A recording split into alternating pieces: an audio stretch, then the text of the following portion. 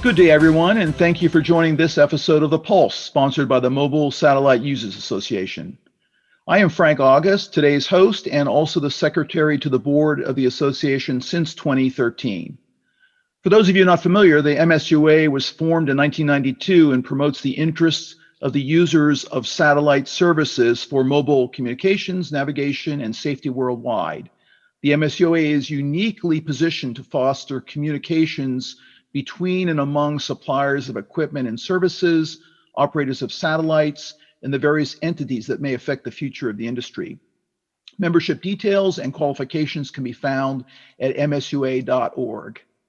Now, The Pulse is a webinar series dedicated to unraveling the requirements, experiences, and concerns of users, but also features today's solutions and tomorrow's innovations to address these many varied market needs.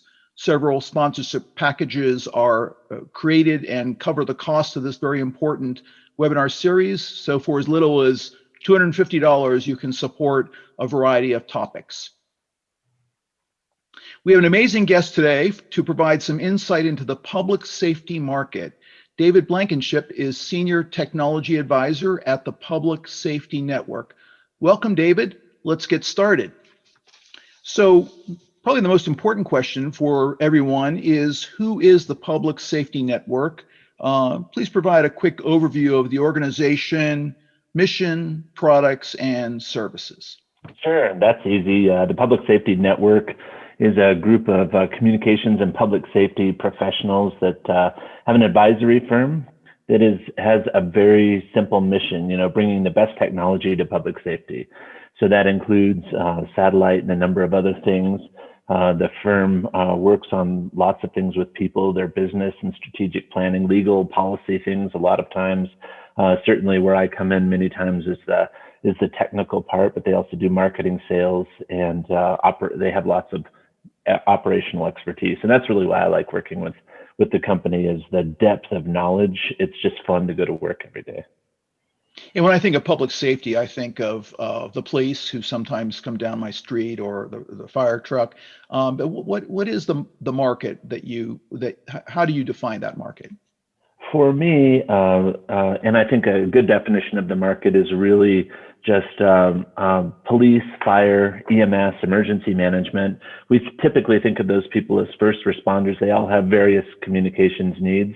But you've watched disasters, whether they're hurricanes or wildfires in the West, and that traditional definition breaks down after a while. Utilities are certainly involved. I was on a series of fires in October in Oregon and Northern California.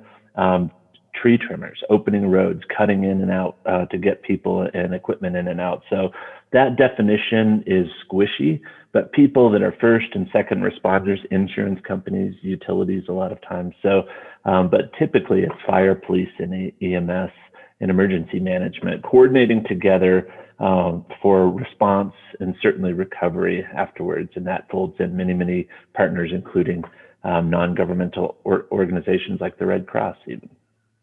And so does the Public Safety Network consult and advise these different entities? Is that the service that you provide? Yeah, it covers a lot of ground. From some of the most interesting things are new technologies, pipelines of new technologies coming to the market, existing technology companies that are innovating in these spaces, like satellite and broadband, LTE. Often our place is to say, we understand those technical issues, we understand the market certainly very well. That's where we come from, and then the two of those sort of making the peanut butter and jelly work together, so that we can help people, whether they just need product development help, or whether they need to find a place in the market to say, we know that this is going to work in public safety. We can validate that, and then we can help them access the market generally. And is your market slice that you look at the U.S. Or North America or global? What piece of the pie do you look at?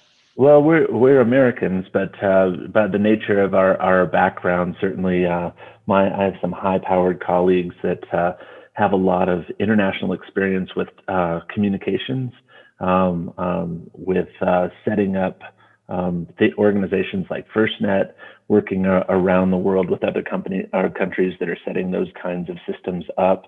And then technology, is so global and ubiquitous. So they tend to be oriented around missions. For me and my technology role, wildfire isn't a U.S. Problem. It's a global problem. Same with any kind of major incidents in the communications and technologies that support those. So we work around the world, and of course we're from the United States. You mentioned FirstNet. So I've heard the term. I've read about it some time ago. Can you give our viewers just a short summary of what FirstNet is and what it does? Yeah, it's often misunderstood, but very simply, it's the nation's next telecom. I mean, so it's if you think of Sprint and T-Mo, and you think of AT&T and Verizon, those are major telecommunications companies. FirstNet is that. It's another one of those.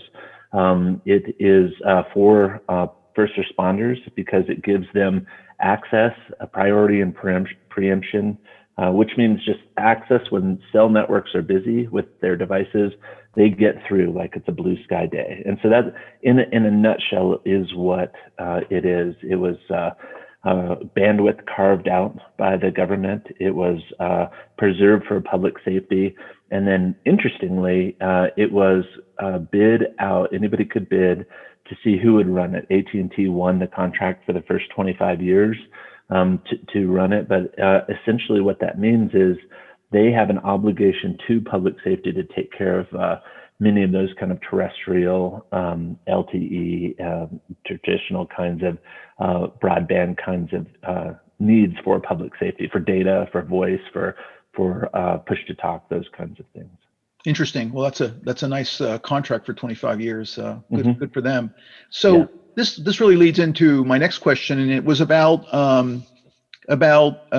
satellite communications. Many of our viewers may have some involvement in satellite mobile connectivity, and so can you give us an insight into how this market and how your organization is using satellite communications to support the requirements? Yeah, satellite communications has become more and more and more important. I can think of earlier in my career in public safety when you think of satellite as a little bit more just exotic, to get a little bit of coverage where there was, no possible communications in really austere environments.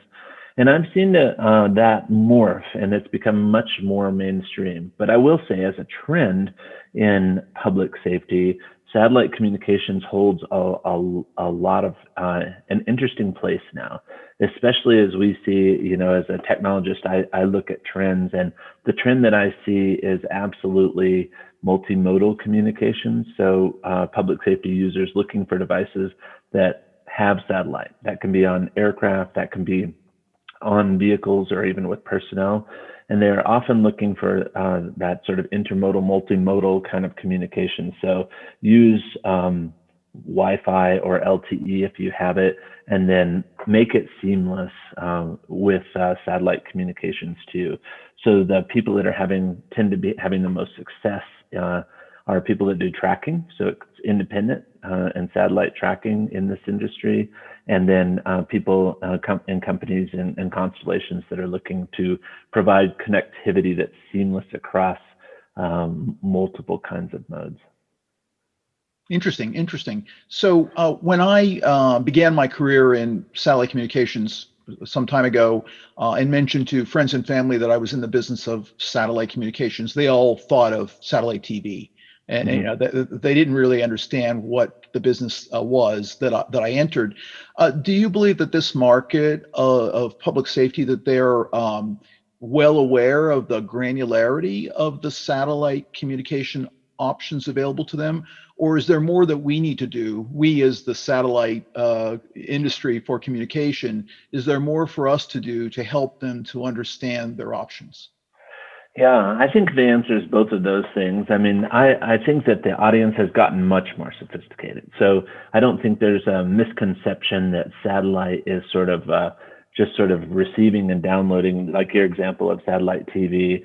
I think there are misconceptions sometimes about the speed. I think that it's much more of a robust solution than it may have been at one time.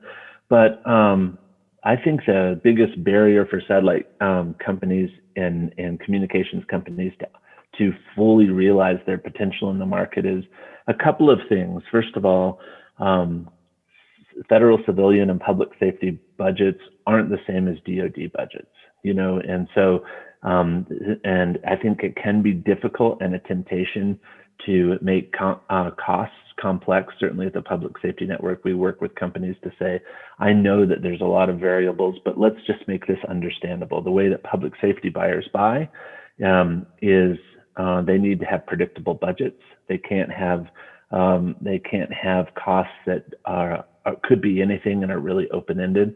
So that kind of bundling of the price and just making it understandable is a key for that understanding. And then certainly the technology itself. Public safety is like any other industry. Maybe we're slower than other industries, to be honest. We sort of joke sometimes that public safety is 150 years of tradition unimpeded by progress. So that's an old public safety joke. All the firefighters have heard it and they're groaning right now. But what I mean is that a lot of industries have realized the potential of some of these technologies far before we did, and now we are.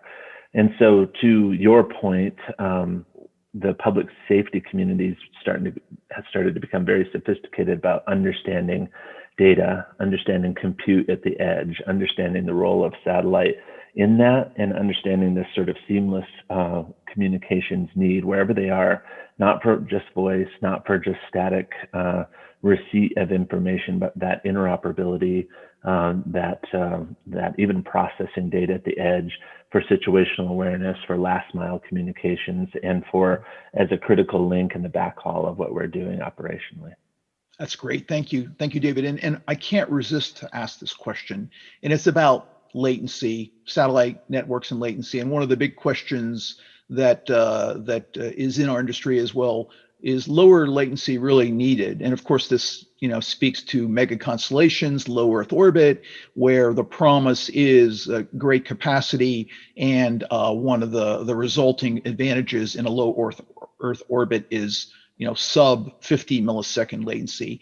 Is that, in your experience with current satellite communications or even other networks, does that sort of latency play into some of the obstacles that may be out there? What's your view on the value of lower latency in this market? Well, we believe in that dream too. We want lower latency. It makes a difference. So low Earth orbit constellations, mega constellations, they work hand in glove to us in terms of that ubiquitous communications layer that talks to a cloud infrastructure and helps us with any number of things. So to begin with, we're in love with the idea, and lower latency helps, absolutely.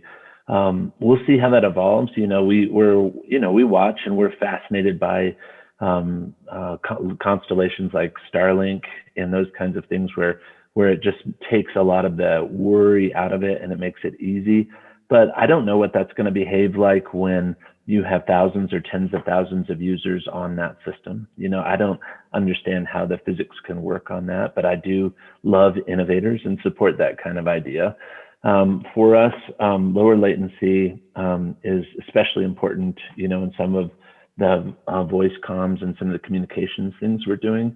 But I would say that it's not a requirement. I wouldn't say that it's sort of that or nothing for us. When we have lower latency on other things, sometimes we're just trying to pass information and move data. So if you think in terms of situational awareness, and my latency is 15 or 20 milliseconds, and I'm passing fire perimeters to people that wouldn't have had them otherwise, no problem. That's awesome. Location information, that's terrific. Alerts, that kind of stuff, it's no problem. So for the bulk of what we do, lower latency is okay. But there are a lot of very interesting things we can do when the ping rates drop. Got it. Got it. Well, thank you for that. And before we move off of satellite communication specifically, I just wanted to mention you mentioned the risk of government and public safety budgets not being able to adapt, to a large bill. I suppose it's about that Mhm. predictability, and I suppose that must be a question. It's really about who takes on the risk. Is it the risk of the satellite operator, or is it the risk of the customer? Any views about how we balance that risk so that it makes sense for both parties? Sure, I think that's a really good question. I think that's the right question because it is about risk. I think it's first about understanding. So to communicate and essentially to sell into the market, you have to be able to. They have to understand what they're getting. So what can I do with this bandwidth? How does that deploy on my fleets and in my personnel? So just the normal explanations that people in the industry are pretty good at. But then part and parcel with that is the explanation of how the billing will work, how the budget will work. Because it's good news and bad news, with governments. Once you're in the budget, you're in the budget, and you're probably in the budget for a really long time. It's not a ton of volatility. It may not be the massive budgets you would see with the federal governments or with overseas or even with military kinds of things. However, it's predictable, and that's terrific. So if you can explain, how that works to them, and they can understand a pricing structure and when satellite will be used in that. And really specifically to answer your question to that point, we've seen a lot of success with people making pricing structures that are sort of pooling, using sort of pooling plans. That's one strategy to say, not by device, but amongst your users or your agencies or your group of agencies, you can sort of pool that. So there's capacity available that gives the agencies an understanding that for this bundle, this amount of capacity for data or voice or whatever, it's going to cost X, so they can budget. But it doesn't mean that I'm leaving minutes on the table or bits and bytes on the table if I didn't use it on that device. So that's a kind of a nice strategy, but it takes very proactive management to kind of do that as a provider, but it splits the risk and it generally lowers it to the place where it becomes very palatable for those agencies to consider because they can get their arms around it. There's a number, it comes with an amount, and then you just negotiate, what happens if I bump over that, those types of things. So I'm not an expert on all of those kinds of things, but I've watched that be a nice little, at least thought exercise to walk, and it's very practical to transition into how do you make that work and minimize the risk for the user and the carrier, essentially. Really good points, and you probably will have some product managers of these networks listening in here, so they'll hear your points and your views. And I suppose one of the other ways to solve for that is when the capacity isn't just evenly spread across the Earth's surface, but when it's able to be dynamically assigned to a certain area. Mm-hmm. And I think that is also another lever in that particular equation of how are you, how's the customer satisfied, and how are bits not wasted? How is capacity not wasted? So looking forward to that. I like those kind of discussions, and like you said, the product managers and the designers of those kinds of ideas are smarter people than I am, certainly. But those kinds of things where the gifted people in this space are the people that understand the complexity of all the things that are happening in those constellations and with that capacity and how to not waste it for them and to sell it into the market. The gifted ones are bilingual. They can talk to public safety people or government people and say, this is what it means and this is how it works. And so that's what I mean about, it's not a simple issue, but simplifying the discussion so that you can talk about big principles and they can be understood generally puts people into a comfort mode where now they're considering how to acquire it instead of like fear of like, what if I screw this up and I don't understand? Very good. Good. So I want to move on to another question I had, and it's probably the question of the year, and that is about COVID-19. So we were in the final few weeks of 2020, and I just was interested in what the market and what your company sees. How have you adapted, and how has the market adapted, and what changes have you and others made to adapt to this very challenging year? Yeah, that is a topic we could talk about for a long time, but high points that'd be interesting. The public safety has to respond anyway, and so you're right up against this the truth of that you have to do something. You have to help people. You have to protect lives and property. So global pandemic or not, you have to plan, and we're good at planning those kinds of things. So some of the adjustments that I've seen are in like major incident management. Think of massive responses to wildfires. Think about the thousands and thousands of people that are at fire camps, and they're working hard and they're dirty and they're in close proximity. And that's a very mission-driven, dynamic, close environment. So COVID restrictions and those kinds of things, for cleanliness, for spacing, for the way that you feed thousands of people, are logistical changes that have been made with spacing and with the way you serve and who serves it and how you brief people.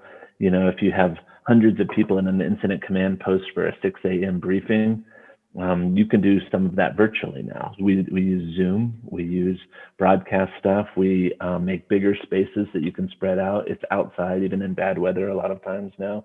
So some of the common sense things that you would think happen, some of the more interesting, like industry level trend things that we've seen are uncertainty with budgets, huge costs having to be expended in local and regional and state government to combat that in communities. So it's not uncommon to see fire departments or law enforcement agencies planning for a 15 or 20 or 25% budget reduction immediately, just slashing it out of their budgets, and then going into the next cycle. It'll really test budgets. You can only cut a pie so many slices, and just with the uncertainty of economy, with revenue, those kinds of things, I would say as a general rule, we've seen budgets decline 15 to 25%. Do you have any sense of how the U.S. Market, the U.S. relates to that compared to the rest of the world? Is it more challenging in the U.S., for instance, or are we all pretty much around the world in the same boat? I don't think I'm an expert on that. Around the world, you see different strategies. Of course, the United States is the United States, so it's not tightly centrally controlled. State control, local control, home rule cities. We're sort of the manifest destiny idea of this is us and don't tread on me kinds of that translates even though these many years later.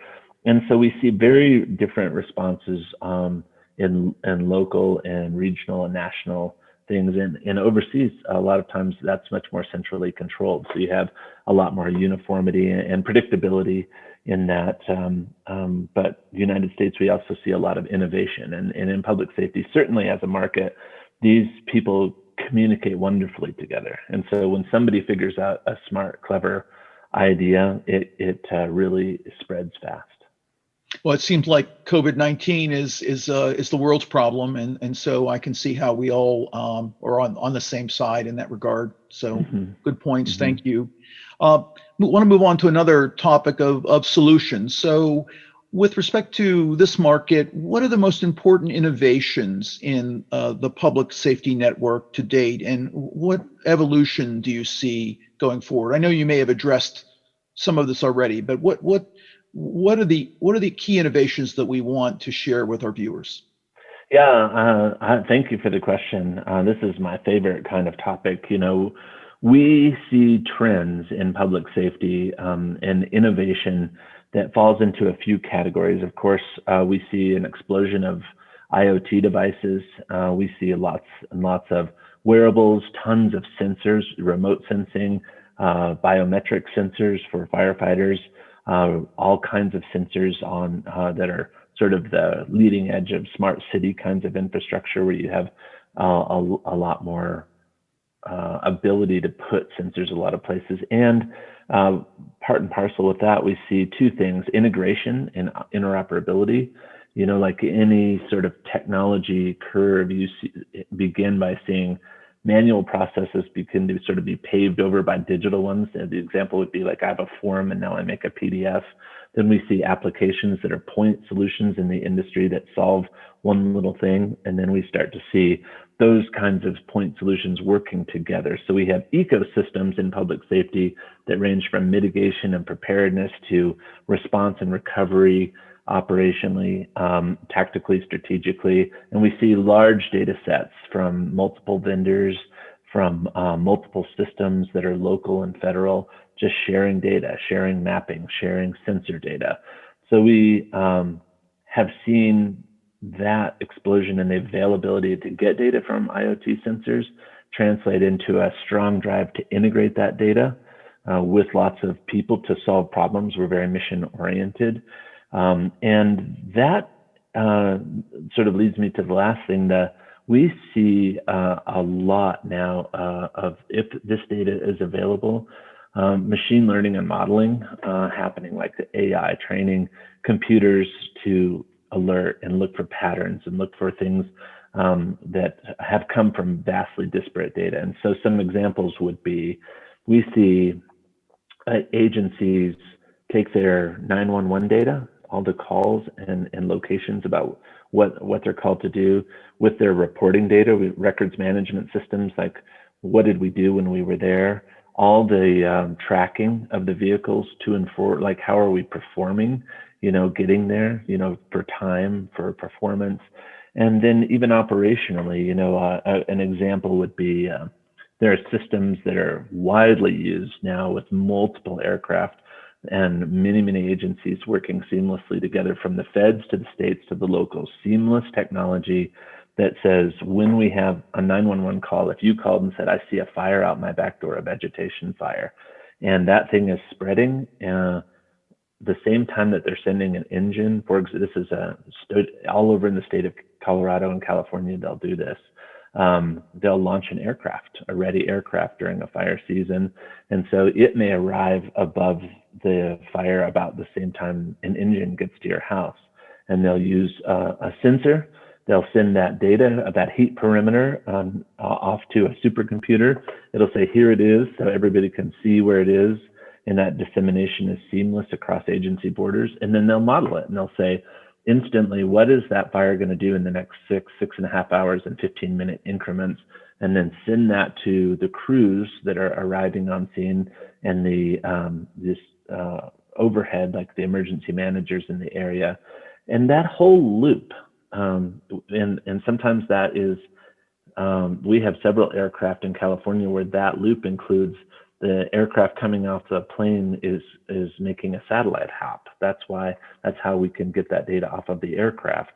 That whole loop from you calling a 911 to having imagery and a 6-hour prediction might take 25 or 30 seconds. You know, so from the time that aircraft arrives, we can do a lot. And so that speaks to an underpinning of what we've been discussing today, is the communications is everything to us.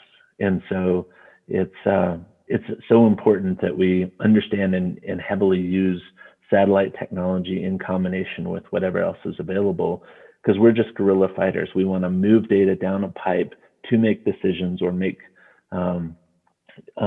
decisions on the edges of the network without having to come back. So those are a few of the innovations. Excuse me, I could talk a lot more about those kinds of things. There's lots of exciting things happening. David, that's great. Thank you for that really great insight. From what you've explained, it's clear that the connectivity is essential. And I suppose having connectivity over, I'm going to just throw this out, 70% of the areas of interest isn't good enough. I mean, you have a 70% picture and everyone is, I suppose, set up operating in a certain way. And then all of a sudden you have to go to, I'm just using this, you have to go to paper. You have to go to some other network and some other means in order to support the other 30%. And that just seems like what a problem that would make. So I can see how, you know, this global connectivity that we all seek via satellite. Satellite's the only way to really cover all the pieces of the Earth. It will really be essential. We've already talked about how we can help those in the industry of satellite communications for mobility to engage with the industry. Is there anything else that you can advise those viewers from the industry in how to be a part of the IT and other infrastructures? Anything that they need to do that maybe they're not doing now to be in the conversation? Yeah, I do think I have a thought about that. I feel like if the theme has been integration, if we're using compute resources and communications and situational awareness and sensors all together from, like you said, an IT kind of perspective, then I think an interesting thought just to spark a conversation maybe in the industry is that when you're thinking about providing satellite communications, don't think of it in a vacuum. You're a part of a system. You're solving a problem. It's different by vertical. So if we used public safety for an example, a user might or might not think about communications issues. Somebody in the agency will, but widely, nobody's, laying at home awake at night thinking about satellite provision. But it would be very easy, and you've started to see it. You've seen companies in this industry say, we're satellite people, or we're equipment manufacturers, or we're constellation people, but we're going to partner with other technologies that make us more relevant and make us more appealing. So that started with, including like Wi-Fi and broadband, like LTE in a receiver, or beamforming antennas, so you're not locked into a certain spot. So we see a lot of that kind of thing happening. But what if we took it a step further and said, don't leave just the comms isolated on an island, but bundle, or maybe that's a bad word, but the idea would be like sell a capacity. Like if I'm a fire chief or a law enforcement chief, if somebody came and said, I can solve your communication problems and your situational awareness problem in one fell swoop with a package, and you have some choices. There's lots of good companies out there to partner with. Some of them are small and they're good, and some of them are bigger and they're great.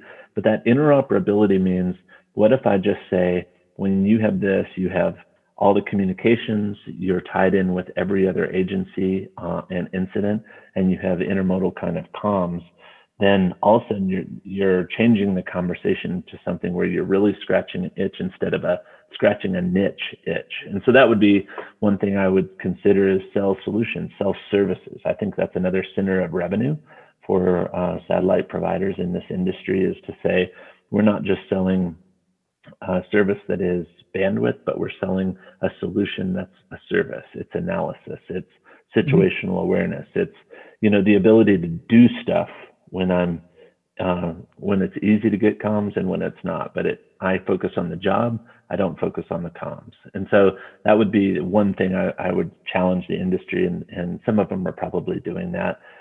Happy to take calls and say, oh, we already do that. So I never would want to offend anybody, but I do think mainstream approach to it would be like, sell a solution that includes what they need for their problem. And I think those kinds of things would work across industries. They wouldn't have to be different, expensive solutions for each niche. Oh, really interesting. Really, really good points. Lot of complexity to that. One of the observations I have is that the satellite operators are often not the companies that are engaged with the end users. And so there's typically a series of value-added resellers and different levels within probably every ecosystem. And so it's those companies that take the best of mega constellations or other networks, and they integrate, and they typically know the customer's needs more than the satellite operator. But I will say that the satellite operators need to know as much as they can, and they have the capacity to learn in order to get the overall services right, as we've been speaking about today, to make sure that they have the price packages and the ability to sell what the customer really needs. So it's definitely a partnership, but there's different layers that will be able to address some of those details. Yeah. Yeah, good. We see I have a thought on that why we're talking. I'm seeing a similar kind of transition happen with some of the satellite companies. So it's a very close comparison that do remote sensing. They used to just sell pixels, and it was sort of their equivalent of selling bandwidth, and that was always that was pretty good. But as we've transitioned in time, people need information, and so they have switched very much from just selling the pixels to selling services, selling insight, selling capability, and that has been very well received in the industry. And so I think that there's a very similar kind of opportunity for satellite providers. Yeah, good point. And if you have a background in data analytics, you will always have a job out there because we're generating around the world from not just satellite so much data that's about analyzing it and finding the value in all that data. And I'm sure that's within our markets as well. Really good points. So before we wrap up, I wanted to ask you: are there any other final points you'd like to add to help our viewers understand better what the needs are and the role of satellite for communications and safety in your experience? Anything more that we need to highlight? Yeah, I just think as an overview, I'm probably typical of the industry. It'll sound bad, but it's not. I'm not interested in satellite. It's fabulously interesting as an underpinning technology. I'm interested in solutions. I'm interested in plumbing. I'm interested in integration and what I can do with capacity. And so to have a really good conversation with public safety about satellite communications, to me, my brain automatically goes to, what can we do with this capacity? How does it work with what we have? What are the ideas to use it? So instead of thinking as just a satellite provider, I love the idea of thinking about it as a holistic approach to solving problems. And if I put my sort of satellite provider hat on, I want to be able to solve those problems, not in just a little vertical like public safety. It's sexy, but it's small in terms of its budgets, but be able to find solutions that would work across, oil and gas and in utilities and lots of other uses too. And I think that talking about solutions like that instead of just bandwidth, and then making it simpler for dumb guys to understand would really, really help. Good, great points. And I think that's the challenge for the satellite operators is, again, to learn as much as they can about these sorts of requirements in order to develop the overall solutions that will support these requirements. And it's a lot to know. And as you mentioned different markets. There are a lot of different market sectors that are served by satellite communications. Many of them completely different, nothing similar from one to the other. And so it's a big requirement and a big responsibility of those who are designing the capability and the capacity that we've talked about to be sure that they can, of course, sell it at a good price and meet as many requirements as they can. So definitely a challenge for industry. Great, David. Excellent. Thank you so much for your time today. Just my little commercial message is just a quick reminder to all of our viewers that MSUA welcomes new members, both providers and users of satellite solutions, to support the association, allowing us to continue activities such as this webinar series, our weekly mobility news, and our annual, very, very popular Mobility Innovation Awards that we hold every year. Thank you, David Blankinship of the Public Safety Network, for your valuable views that are shaping and affecting our industry today. We hope you, our viewers, will be able to attend and participate in a future edition of the Pulse webinar series. Let us know your interest to join a panel and the most pressing topics of your day. Until next time, thank you again and stay safe and well. Please, if you have any questions that we've on the topic that we discussed today, please go to the Q&A tab on the Zoom platform and please submit your questions. We already have three that have come in, so I will, David, I will pose these to you and see if we can get going. So first one, David, was how does the public safety network test and choose its solutions where satellite communications is required? Sure, that's a good question, easy question. I think that generally technology and people that innovate, they find a market. And so our role in that at the Public Safety Network is to help and is to understand those. And sometimes that's coaching it up a little bit. Everybody has, maybe I'm a good technologist, but the access to the market and how I operate in that market is foreign or new to me. So we'll help with that kind of thing, or vice versa. But really, if I boiled it all down to one thing, it's we're involved with the market. And so solutions that are coming, we field them, we test them, we try them, we work through that, and we do that with people that are frontline responders or in charge of technology or technology buying. And so our job is to put things in the field that belong in the field that help public safety. That's our heart, that's our mission. And so we are very tightly knit with the community, and it's a small community, so that solutions that are coming in really fit and work. And that really helps the provider of the technology, to really understand that total addressable market, the market itself, how it will behave, how it will be used, those use cases, and those buying habits, patterns, budgets, all those kinds of things that can make it tricky to come into a new market. Great. Okay, thank you for that. That's excellent. And then the second question that came in was how are the members or the affiliates pursued or selected to work with the public safety network? How does your ecosystem work and build? Well, that's a good question. We are typically interested in things that are innovative. They are technologies that fill a niche or improve upon something that's happening. We're not looking for disruption for its own sake, but we're looking for innovation, so things that move us forward as a group. So we select,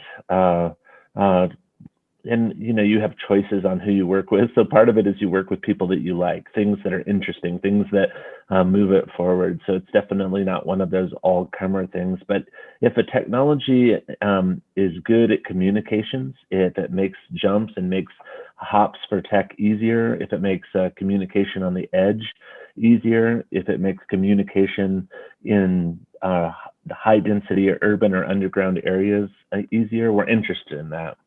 We're interested in integration. We're interested in sensors and robotics and those kinds of things that can just sort of clip into the public safety sort of quiver of arrows. We don't want to make it hard to understand. We want to make it seamless and go forward. Like an example would be, we're all driving around in cars and then Elon Musk makes a Tesla. So it's not like everyone bought a Tesla, but it just gives you something to think about, like a glass cockpit, automatic driving, innovation, all electric with range. And that makes everybody else in the industry look around and go like, hey. So we're looking for those kinds of things that are usable right away, that move the ball down the field, as it were. Since we're in football season, I can use that analogy. Okay, good, thanks. Just a reminder to our viewers that there's a Q&A button. It should be in the bottom center of your Zoom screen. And if you have any questions, you can please type them in. I have one more here that I've got on my list, and it's from someone who is actually interested in what the next topic might be that we would address for public safety. So from your point of view, David, in a couple months, we do this again. Where should we go? What should we talk about? What will be the most interesting topic for us to drill down on? Oh, that's hard to select. I would say there's things that we're really interested in. Like we think even this week there'll be some announcements about with some products coming to market this year that will make communications easier and more interoperable across LTE and satellite. And those things working together is something that we got to talk about today a little bit. But if we could add to that conversation this notion of compute on the edge and seamless interoperability. I keep sort of using an example like on the edges of networks, but really it'd be interesting to talk about satellite or that kind of underpinning technology everywhere, not just in the sort of 30% that terrestrial networks don't reach, but as a part of the game plan, as a core part of the comms package in places where we can use that to augment a lot of things that we're doing in terms of our situational awareness, our tracking, our penetration, of signal, those kinds of things. So I think that there's a lot to talk about from a global perspective and public safety that put satellite communications right in the middle of the mix, not as a good team player picking up the edges. Excellent, thank you for that. And so for our viewers and any of your companies interested in particular topics or topics outside of the public safety network, you can reach us at msua.org. Marketing at msua.org is always a good one.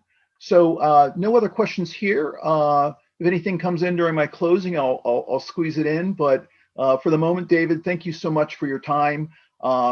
My commercial message here is that MSUA welcomes new members, of course, and the users of satellite communications for mobility, safety, and navigation, as well as those providers who are helping to make this industry work. Don't forget about our mobility news that it comes out every Monday. If you're not signed up, it's a free newsletter. It is jam-packed with great information that covers all the industries that take advantage of satellite communications. Thank you again, David, for your time. Thank you to the Public Safety Network for your valuable views in shaping and affecting this industry. We hope our viewers will be able to attend the next Pulse, sponsored by the MSUA. And with that, all the best to everyone. Be safe, and we'll see you next time. Thank you.